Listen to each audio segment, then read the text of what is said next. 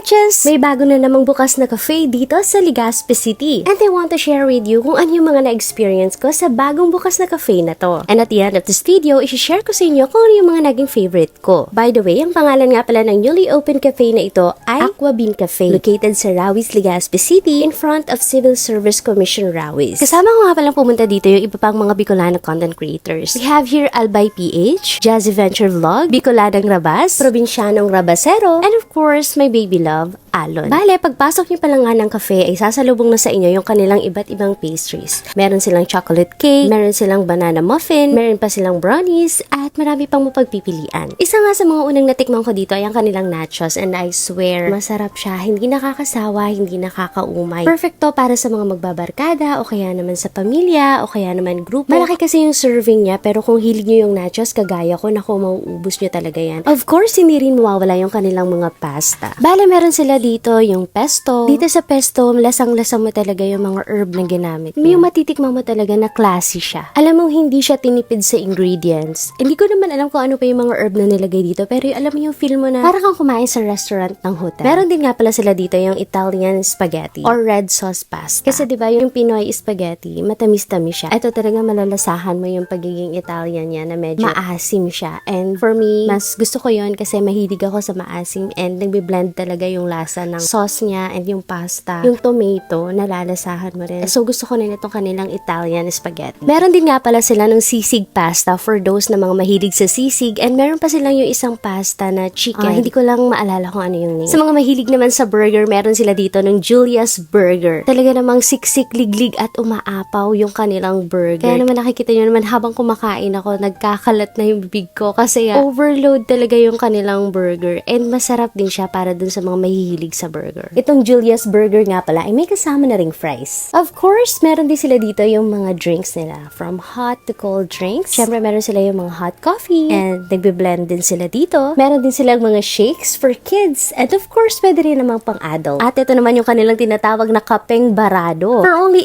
88 pesos, magkakaroon ka na ng unlimited kapeng barako from 9 a.m. to 12 noon at 3 p.m. to 5 p.m. Every day yan available sa kanilang cafe. By the way, meron din nga pala silang VIP room na located sa taas lang ng kanilang cafe. Pwede itong ipa-reserve for any occasions, celebrations, o kaya naman meetings or may gagawin kayong projects. So let's now proceed to my favorites. Sa food, first, I like their nachos. Sunod naman, I love their Italian spaghetti or red sauce pasta. Sa pastries naman, I like their banana muffin. Alam nyo ba, hindi siya ganun katamis at yung texture niya, napakalambot. Sa drinks naman, I like their matcha latte. At ito namang favorite ko, yung kanilang strawberry matcha. Alam nyo ba, napaka-perfect ng combination ng matcha at ng strawberry. At iced cold din siya, kaya naman nakaka-refresh. At favorite naman ni Alan yung kanilang mixed berries. And I'm sure magugustuhan rin yun ng inyong mga chikiting.